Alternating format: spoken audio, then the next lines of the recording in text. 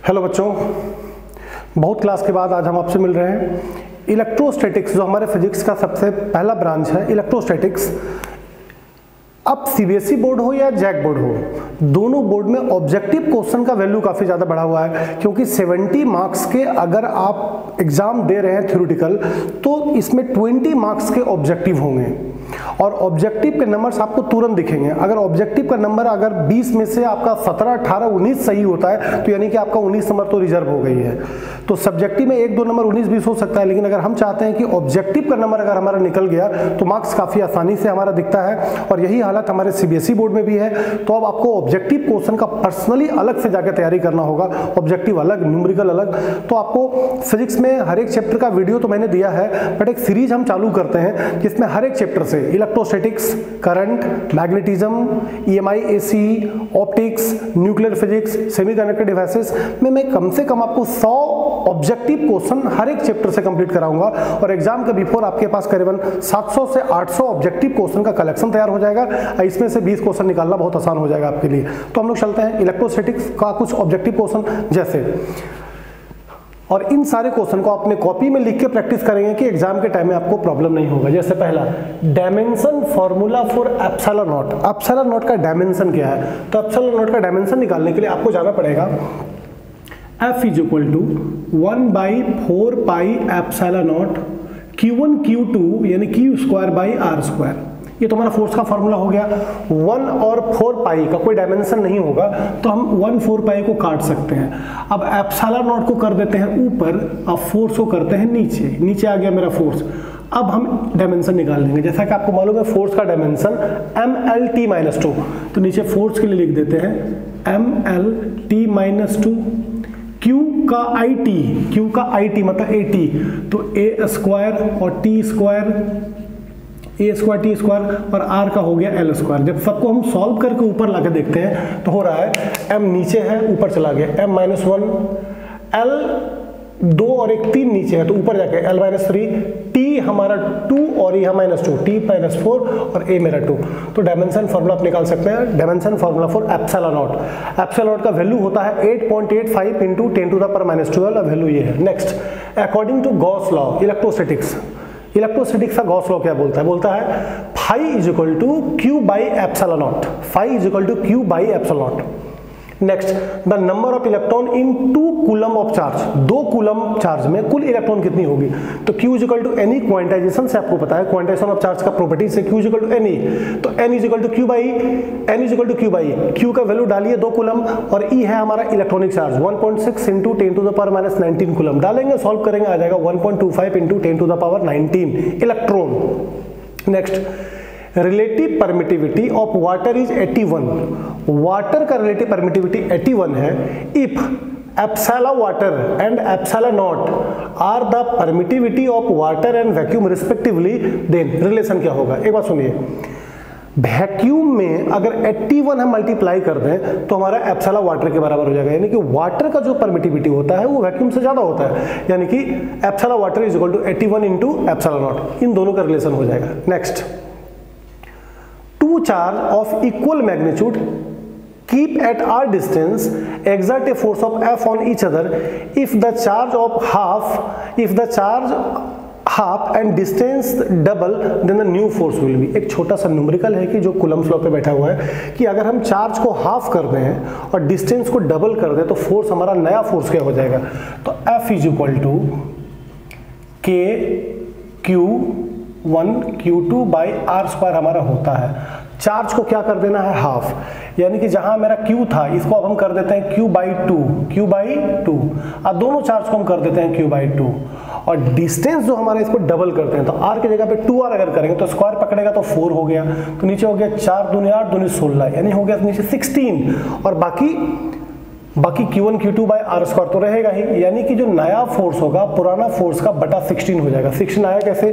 Q/2, दूसरे का भी Q/2, और नीचे मेरा हो गया 2R का स्क्वायर, तो 2 का R² हमारा 4 बना, और 2 आ गया था 4, यानी कि 16, यानी कि नया फोर्स पुराना फोर्स का 22-16 हो जाएगा। Next, When a dipole placed in uniform electric field, then it exert a, ये तो मुंह पे रखने वाली चीज है, अगर किसी डायपोल को यूनिफॉर्म इलेक्ट्रिक फील्ड में डालते हैं देन उस पर नेट फोर्स 0 लगता है, लेकिन वो एक्सर्ट कर देगा एक टॉर्क, और उसका रिलेशन हो जाएगा जाएगा tau is equal to P E sine theta, या tau is equal to P cross ए।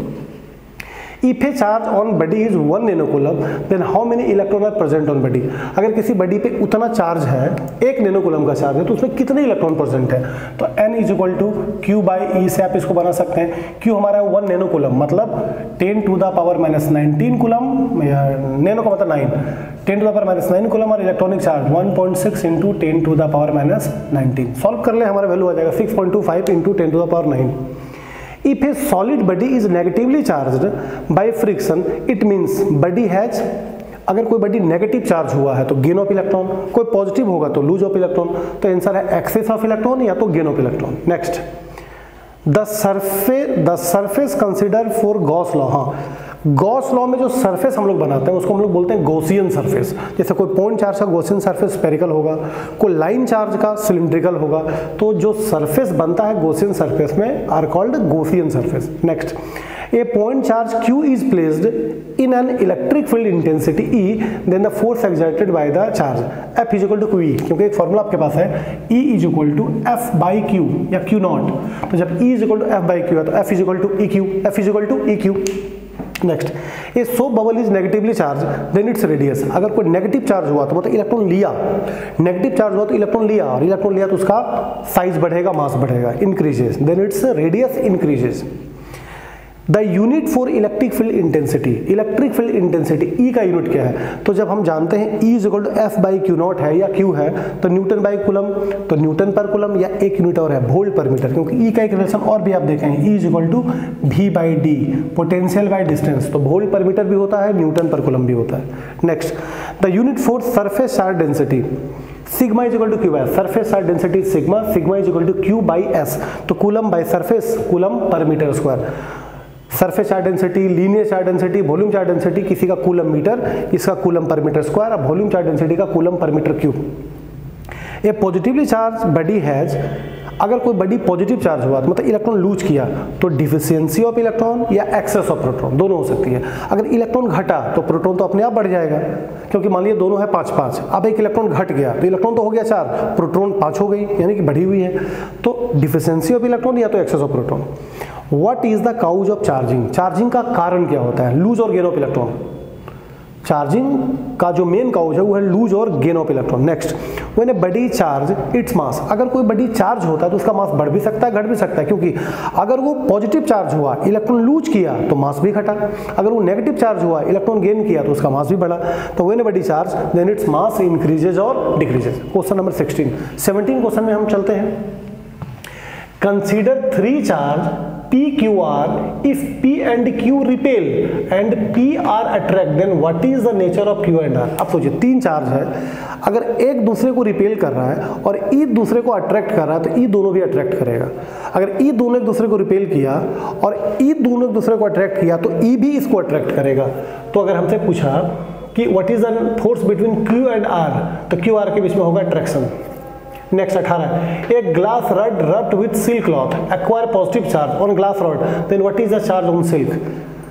हम इलेक्ट्रॉन जो लूज करेंगे सामने वाला उतना ही गेन करेगा, तो अगर हम लूज कर रहे हैं, हम पे पॉजिटिव हो रहा है तो सामने वाले पे उतना ही नेगेटिव होगा, क्योंकि अगर हम लूज करेंगे एक तो सामने वाला गेन भी करेगा एक, तो जितना चार्ज होगा ग्लास रॉड पे उतना ही चार्ज होगा सिल्क पे, बट उल्टा होगा, नेगेटिव होगा। इस पे पॉजिटिव हुआ तो इस पे सिल्क पे नेगेटिव होगा, same negative.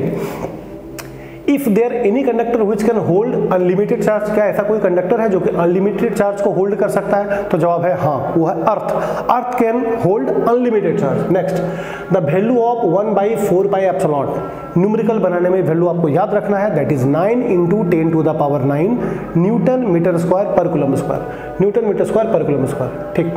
21, what is electric charge, is it scalar और vector? Electric charge is scalar. Electric charge में डायरेक्शन का कोई इशू नहीं होता है, क्योंकि कभी भी आप Q के ऊपर वेक्टर का सिंबल नहीं देखोगे, क्योंकि इसमें कोई डायरेक्शन नहीं होती है। What is the minimum charge? अब ये समझना है कि अगर हम इलेक्ट्रॉन लूज करते हैं तो कम से कम एक तो करेंगे, या गेन करते हैं तो कम से कम तो एक तो करेंगे। तो क्वांटाइजेशन से 1 × 1.6 × 10⁻19 कूलम, तो किसी बॉडी पे मिनिमम चार्ज हो सकता है 1.6 × 10⁻19 coulomb. What is the value of charge on electron? Electron का चार्ज क्या होता है? इलेक्ट्रॉन पे चार्ज 1.6 × 10⁻19 कूलम नेगेटिव में होती है, और इतना ही चार्ज हमारे प्रोटॉन पे पॉजिटिव होता है। चार्ज का SI यूनिट कूलम और चार्ज का CH यूनिट स्टेट कूलम, उसी को कुछ बोलता है ESU। दोनों में क्या रिलेशन है? तो 1 coulomb is equal to 3 into 10 to the power 9 stat coulomb. How many electron contain 1 coulomb of charge? 1 coulomb of negative charge. तो ये सवाल बार बार आ रही है, अगर आपसे नंबर ऑफ इलेक्ट्रॉन पूछ रहा है तो N is equal to Q by E। Q को बैठाइए अपना 1 कूलम, इलेक्ट्रॉनिक चार्ज डालिए 1.6 10 to the power minus 19 coulomb, solve करो, रिजल्ट आ जाएगा 6.25 into 10 to the power 18 electron. Coulombian force is a central force. हमारा जो कूलम फोर्स होता है ये सेंट्रल फोर्स होता है, like gravitation. What is the origin of frictional electricity? Frictional electricity का ओरिजिन क्या है? दो बॉडी का रबिंग। जब भी कोई दो बॉडी को रब करते हैं तो इलेक्ट्रॉन ट्रांसफर होता है और बॉडी चार्ज हो जाती है। 28 इलेक्ट्रिक फील्ड इज स्केलर और vector? Electric field is vector quantity and its direction is same as that of the force. फिर से, electric field is vector quantity and its direction is same as that of force. Intensity का दिशा force की दिशा की तरफ होगा। The electrostatic या gravitation force is conservative force. Electrostatic force और ग्रेविटेशन फोर्स दोनों होता है कंजर्वेटिव, क्योंकि ये दोनों पाथ पे डिपेंड नहीं करता है। जो फोर्स पाथ पे डिपेंड करे दैट इज नॉन कंजर्वेटिव। जैसे फ्रिक्शन जो पाथ पे डिपेंड करे दैट इज नॉन कंजर्वेटिव, जो एग्जांपल है फ्रिक्शन। लेकिन इलेक्ट्रोस्टैटिक फोर्स और gravitation force not depend upon path, so it is conservative force. When torque in electric field भी maximum. अब इलेक्ट्रिक फील्ड में अगर किसी डायपोल को रखें तो मैक्सिमम टॉर्क कब लगाएगा? जब इलेक्ट्रिक फील्ड के साथ डायपोल 90 डिग्री पे हो तो, क्योंकि tau is equal to P sine theta. अगर साइन 90 हुआ तो साइन 90 हो जाएगा हमारा 1, जो कि हो जाएगा टॉर्क मैक्सिमम। तो जब 90 होगा तो मैक्सिमम, और जब 0 डिग्री पे हो जाए तो मिनिमम 0 टॉर्क हो जाएगी। The net force on dipole, अगर किसी डायपोल को यूनिफॉर्म इलेक्ट्रिक फील्ड में डालेंगे तो नेट फोर्स 0 लगता है, क्योंकि दोनों एंड पे फोर्स इक्वल लगता है, अपोजिट लगता है। एक पे प्लस QE, एक पे माइनस QE। तो प्लस QE माइनस QE दोनों को नेट निकालेंगे तो निकल जाएगा 0। तो नेट फोर्स होगा 0, लेकिन वो लगाता है टॉर्क, और टॉर्क के बदौलत वो रोटेट करता है। Next, when the electric dipole in a stable equilibrium, stable equilibrium में कब होगा? stable equilibrium में होगा जब थीटा होगा 0, क्योंकि U is equal to minus P cos theta. ये फॉर्मूला हम लोग प्रूव किए हैं। Dipole placed in uniform electric field, then potential energy का relation U is equal to minus P cos theta. अगर थीटा हो गया 0 तो कॉस 0 हो जाएगा हमारा 1, और कॉस 0 1 हो गया तो U is equal to minus P हमारा हो जाएगा स्टेबल इक्विलिब्रियम में। What is the direction of dipole moment? Dipole moment को P से डिनोट करते हैं, वेक्टर क्वांटिटी होता है। इसका डायरेक्शन हमेशा होगा towards negative charge to positive charge, negative to positive. When an electric field of line is straight, माने when the electric line of force is straight, straight कब होगा? जब ही होगा यूनिफॉर्म, क्योंकि यूनिफॉर्म लाइंस को हम लोग पैरेलल से दिखाते हैं। When line is uniform, non uniform line तो निकलता दिखेगा, किसी एक पॉइंट से निकलेगा चारों तरफ। SI unit of electric dipole moment, electric dipole moment का SI यूनिट क्या है? This is coulomb metre, coulomb metre, क्योंकि P is equal to 2QL, तो 2 का तो कोई यूनिट नहीं, चार्ज का कूलम, लेंथ का metre, coulomb metre. There are 2 charge plus 1 microcoulomb and plus 5 microcoulomb, the ratio of force acting on them. अब सुनिए, 1 माइक्रोकूलम 5 माइक्रोकूलम पे लगा या 5 माइक्रोकूलम 1 माइक्रोकूलम पे लगा, फोर्स तो दोनों बराबर ही होगा, और डिस्टेंस भी सेम रख रहा है तो फोर्स बराबर है। तो जब दोनों का रेशियो हम लोग निकालेंगे तो 1:1 का रेशियो में आएगा, क्योंकि बॉडी A B पे जितना फोर्स लगाएगा उतना ही फोर्स B भी A पे लगाएगा, इक्वल एंड अपोजिट। न्यूटन का थर्ड लॉ का भी यही कहना था।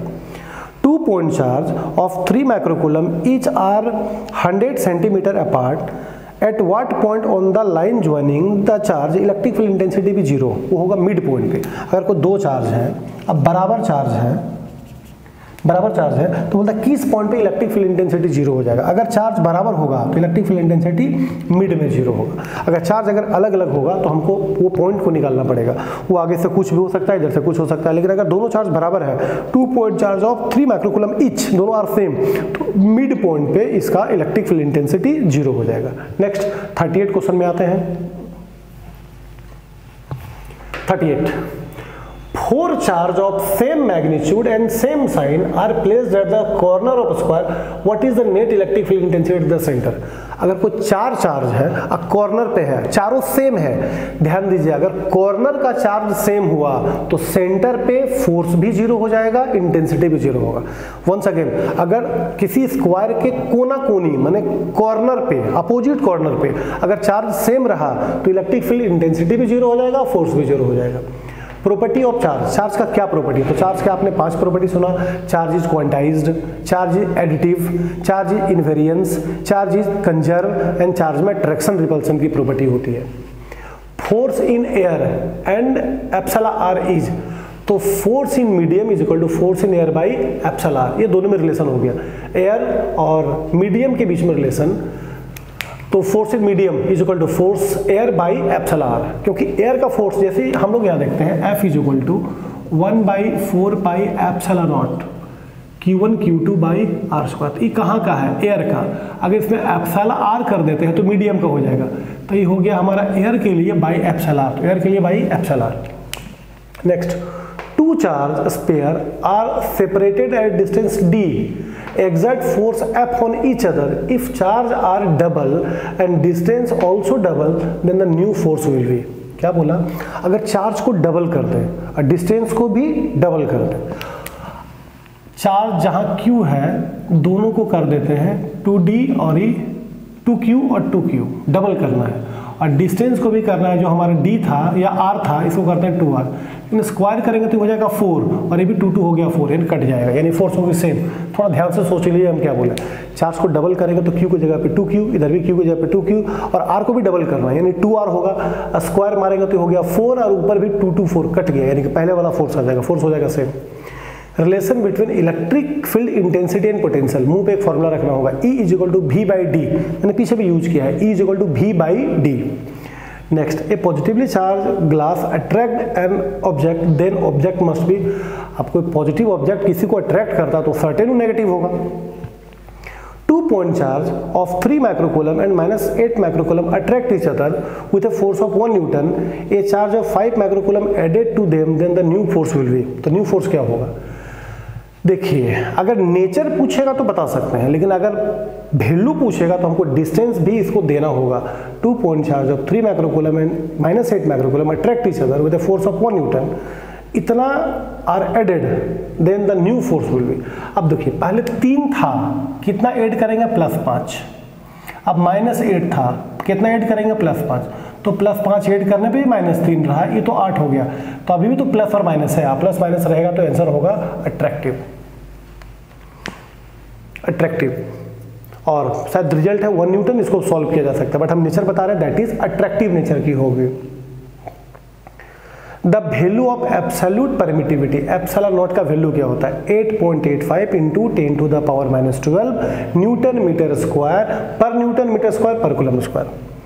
विच one of charge is possible, मतलब which one of charge is possible, कितना चार्ज पॉसिबल हो सकता है? तो चार्ज जब भी पॉसिबल होगा तो 1.6 का इंटीग्रल मल्टीपल, 1.6 या 3.2 या 4.8, क्योंकि अगर कोई इलेक्ट्रॉन लूज करेगा तो 1 2 3, या गेन भी करेगा तो 1 2 3, तो उसको इलेक्ट्रॉनिक चार्ज से मल्टीप्लाई करना होगा, तो 1.6 इंटू 10⁻⁻⁻, इतना चार्ज पॉसिबल है मिनिमम, इससे कम संभव नहीं है। इसका ऊपर में आप 2 का मल्टीप्लीकेशन या 3 का मल्टीप्लीकेशन भी संभव हो सकता है। Minimum charge on a body, एक बडी पे मिनिमम चार्ज क्या हो सकता है? Same 1.6 - 17 coulomb. When a charge body charge then its mass changes, अगर किसी बडी पे हम कोई चार्ज कर दें, पॉजिटिव कर दें, नेगेटिव कर दें, तो उसका मास चेंज होगा, बढ़ भी सकता है, घट भी सकता है, डिपेंड करेगा लूज कर रहा है कि गेन कर रहा है। लूज करेगा तो घटेगा। Dipole is the arrangement of 2 equal and opposite force of by distance 12। Electric dipole क्या होता है? एक electric dipole is the arrangement of 2 equal and opposite charge separated by distance of 12। Unit of electric flux, flux का unit क्या होता है? Phi is equal to area enclosed E dot D S. इसी से कूलम्स लॉ, ये आपका Gauss law proof हुआ है, तो इसका यूनिट अगर हम निकालेंगे तो ई का न्यूटन पर कूलम और एरिया का metre square, newton per coulomb metre square. Relation between electrostatic force और ग्रेविटेशन फोर्स, नेचर का सबसे वीक फोर्स है ग्रेविटेशन, और इलेक्ट्रोस्टैटिक फोर्स उससे बहुत स्ट्रांग होता है। Force of electrostatics is equal to 2.27 into 10 to the power 39 FG, और ये वैल्यू निकाला जाता है, मैंने इलेक्ट्रॉन और प्रोटॉन लेके जब निकाला है तो रिलेशन आ गया force of electrostatics is equal to 2.27 into 10 to the power 39 force of gravitation. Next, a charge q is enclosed in a cube, what is the electric flux of one phase? एक phase का क्या होगा flux? तो phi is equal to q by epsilon naught तो होता है according to Gauss theorem, but एक cube में 6 फेज, कितना फेज? 6, 1 2 3 4 5 6 फेज, तो टोटल फ्लक्स हो जाएगा phi is equal to q by 6 epsilon naught। The net electric flux of dipole, dipole का नेट फ्लक्स क्या होगा? तो अगर डायपोल है तो उस पर नेट चार्ज होगा जीरो, क्योंकि चार्ज तो प्लस क्यू माइनस क्यू होता है। तो अगर चार्ज जीरो होगा तो phi equal to Q by epsilon, जब क्यू ही जीरो होगा तो फ्लक्स भी हो जाएगा जीरो। ये हो गया क्वेश्चन नंबर 53। नेक्स्ट क्वेश्चन में आते हैं 54।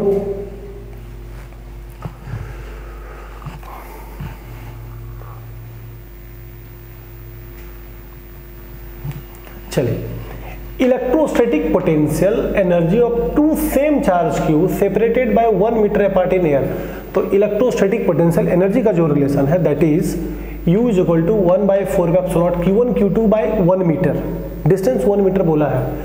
तो अगर दोनों चार्ज सेम है, दोनों चार्ज अगर हमारा सेम है और वो भी 1 कूलम का है, क्वेश्चन में हमारा 1 कूलम यूज किया हो गया होगा, तो अगर ये 1 कूलम है 1 मीटर है तो खत्म हो जाएगा 111 से, और सिर्फ ये बचेगा, इसका वैल्यू होता है 9 × 10⁻⁹, लेकिन एनर्जी पूछा है तो joule. Next, SI unit of electric potential volt या जूल पर coulomb. Electric potential inside the spherical hollow conductor is zero या तो कांस्टेंट। कोई होलो कंडक्टर अगर है तो उसके अंदर नेट चार्ज जीरो हो सकता है, लेकिन पोटेंशियल को आप जीरो भी बोल सकते हैं, कांस्टेंट भी बोल सकते हैं। If distance increases then the potential decreases, दूरी जितना बढ़ेगा पोटेंशियल घटेगा, क्योंकि रिलेशन तो सीधा है। V is equal to 1/4 pi epsilon naught Q by R, अगर R बढ़ेगा तो V घटेगा, दोनों इनवर्सली प्रोपोर्शनल है। Next, two copper sphere of same radii, one solid and another hollow which have more charge. अगर दोनों का रेडियस सेम है तो दोनों का चार्ज भी सेम होगा, चाहे कॉपर का हो चाहे सिल्वर का हो। ध्यान देना है, होलो हो या सॉलिड हो, अगर रेडियस सेम है तो चार्ज दोनों पे सेम होगा। दिस इज एक ये क्वेश्चन जो है बड़ा इंपॉर्टेंट है ऑब्जेक्टिव के लिए। अगर मेरे पास कोई पैरेलल प्लेट कैपेसिटर है, कोई पैरेलल प्लेट कैपेसिटर है, इसका कैपेसिटेंस जो भी हो, अगर उसमें एक डाइलेक्ट्रिक हम इंसर्ट कर देंगे तो उसका कैपेसिटेंस k टाइम्स बढ़ जाएगा, क्योंकि हर एक डाइलेक्ट्रिक का अपना डाइलेक्ट्रिक कांस्टेंट का वैल्यू होता है। तो एयर में उसका कैपेसिटेंस जो भी रहा, अगर उसमें कोई डाइलेक्ट्रिक इंसर्ट करेंगे तो उसका कैपेसिटेंस k गुना बढ़ जाएगा। अब k का वैल्यू आपको मिलेगा 2, 4, 5, 6। तो C डैश मैंने मीडियम का जब इंसर्ट कर देंगे तो वो एयर में जो भी था k टाइम्स बढ़ जाएगा। k का वैल्यू होता है 5, 6, 7।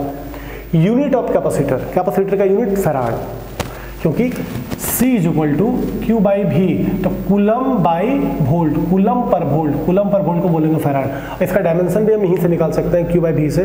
Q का 80, अब V का W बाई Q, Q फिर जाके 80 बना और W का नीचे बैठा हुआ है M1 L2 T-2, रिलेशन आ जाएगा M-1 L-2 T4 A2। This is the dimension of capacitance. Dielectric constant of medium infinity, dielectric constant of metal, किसी मेटल का डाइलेक्ट्रिक कांस्टेंट इन्फिनिटी होता है, जबकि एक नॉन कंडक्टिंग मटेरियल डाइलेक्ट्रिक का कुछ value 2, 4, 5 हो सकता है, बट मेटल का होगा infinity. Net charge on electric capacitor, capacitor पे नेट चार्ज जीरो होगा, बिकॉज अगर कैपेसिटर है तो दोनों प्लेट पे अलग चार्ज होगा, एक पे पॉजिटिव एक पे नेगेटिव, तो अगर नेट चार्ज देखें तो जीरो हो जाएगी। Use of capacitor to store electric charge, एक कैपेसिटर का यूज होता है to store electric charge. Next, relation between dielectric constant and susceptibility, बहुत बार जैको के क्वेश्चन में ऑब्जेक्टिव में आया है। K is equal to 1 plus chi E, जहाँ K है डाइलेक्ट्रिक कांस्टेंट और काई है susceptibility, K is equal to 1 plus chi E. The energy stored per unit volume between two plate of parallel plate capacitor, PPC मतलब parallel plate capacitor, is 1/2 epsilon naught E square. इसी relation को हम कभी V के term में लिख सकते हैं, हाफ एप्सिलॉन नॉट, E की जगह पे V बाई डी, तो V square by D square, ये रिलेशन भी कभी दिख सकता है। The energy stored per unit volume between two plate of capacitor, half epsilon naught E square, या E को खोल दीजिए V बाई डी स्क्वायर के साथ। If a positive charge move from low to high potential region, then electric field intensity increases. Low to high में जाएगा तो potential उसका बढ़ेगा। Next, use of potential gradient, unit of potential gradient, potential gradient V by L in volt पर metre. The capacitance of parallel plate capacitor does not depend upon, किस पे depend नहीं करता है, तो कैपेसिटेंस डिपेंड अपॉन एरिया और distance between them, but nature of metal पे depend नहीं करता है। Amount of work done in moving 2 nanocoulomb charge between 2.5 centimeter apart in equipotential surface। अगर equipotential surface है तो उसको मूव करने में चार्ज करना पड़ेगा जीरो, equipotential है अगर पोटेंशियल बराबर है तो। नेक्स्ट, कैपेसिटेंस इन सीरीज का रिजल्ट कैपेसिटेंस में होता है 1/c = 1/c1 + c2, जबकि ये पैरेलल जैसा लग रहा है, सीरीज में इसका बटा रिजल्ट होता है और पैरेलल में सीधा रिजल्ट, कैपेसिटेंस का combination. The angle between electric field intensity and equipotential surface is 0, क्योंकि इलेक्ट्रिक फील्ड लाइन ऐसे होगा और इक्विपोटेंशियल सरफेस ऐसे होगा, तो दोनों के बीच में एंगल होगा 90 डिग्री, इलेक्ट्रिक फील्ड इंटेंसिटी और इक्विपोटेंशियल सरफेस के बीच में। नेक्स्ट कुछ क्वेश्चन देखते हैं 73, capacitance is a scalar vector, capacitance is a scalar quantity. दूसरा, when a capacitor connected to battery, अगर किसी बैटरी से कैपेसिटर को कनेक्ट करेंगे तो पहले उसका चार्ज बढ़ेगा फिर 0, करंट फ्लो, पहले करंट फ्लो करेगा फिर आ जाएगा 0 तक, बंद हो जाएगी, डिक्रीज हो जाएगा। Energy stored in capacitor half CV square, ये आपको डिराइव करना होगा। Van de Graaff generator produce high voltage ये सेवरल मिलियंस, कई 10 लाख वोल्ट प्रोड्यूस करता है। If the uniform electric field exert along x axis then equipotential surface, अगर x axis में यूनिफॉर्म इलेक्ट्रिक फील्ड है तो इक्विपोटेंशियल सरफेस होगा उसका YZ में, एक्स में है तो इक्विपोटेंशियल होगा YZ में। Electric potential decreases along line of force, line of force जैसे बढ़ेगा इलेक्ट्रिक पोटेंशियल धीरे धीरे घटेगी। Next, if the distance between two plate of parallel plate capacitor is half then capacitance twice हो जाएगा। इस फॉर्मूला से देख सकते हैं C = A∁0/d, अगर d को हाफ करेंगे तो ये 2 चला जाएगा ऊपर, वो डबल हो जाएगा। Next, electric potential due to dipole is, ये फॉर्मूला आपको प्रूफ करना होगा, P cos θ / 4πε² - L² capacitance of parallel plate capacitor C = A∁D, अभी मैंने यूज किया।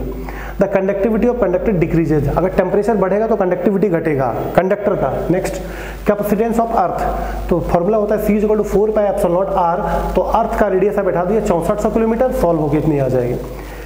सेफ प्लेस फॉर लाइटनिंग, अगर कभी थंडरिंग हो रही है, लाइटनिंग हो रही है तो उसका सेफ प्लेस होता है कोई होलो कंडक्टर या कोई कार या बस। when dipole is in stable equilibrium, तो जब थीटा 0 कर देंगे तो U = -P हो जाएगा, मिनिमम फोर्स लगेगा, टॉर्क 0 होगा स्टेबल इक्विलिब्रियम में, और अनस्टेबल इक्विलिब्रियम में होगा जब थीटा 180 होगा तब।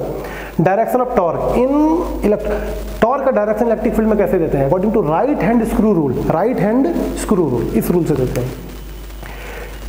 Tangent drawn in electric field lines gives the direction of electric field, electric field का डायरेक्शन कैसे मिलता है? अगर हम लाइंस पे टेंजेंट ड्रोन कर दें तो हमको इस पॉइंट पे इलेक्ट्रिक फील्ड लाइंस का डायरेक्शन मिल जाएगी। How many types of capacitor, capacitor कितने टाइप की होती है? 3 टाइप की, parallel plate capacitor, spherical capacitor और cylindrical capacitor. When 2 capacitor is connected in parallel then what remains same, अगर पैरेलल है तो उसका चार्ज रहेगा सेम, पैरेलल है तो चार्ज रहेगा सेम। अगर when 2 capacitor connected in parallel then the charge remains same, हाँ पैरेलल है तो दोनों में सेम चार्ज फ्लो करेगा। when 2 capacitor are connected in parallel then what remains same? Volt, potential remains same, not charge same तब होगा जब वो सीरीज में चलेगा तब। तो ये मैंने आपको 90 क्वेश्चन दिखाया इलेक्ट्रोस्टैटिक्स में। नेक्स्ट वीडियो में मिलते हैं जिसमें करंट का मैं आपको ऑब्जेक्टिव क्वेश्चन इस टाइप से दिखाता हूँ। Thank you. एक बार इसका स्क्रीनशॉट आप लेने का कोशिश करके इसका नोट्स बना दीजिए।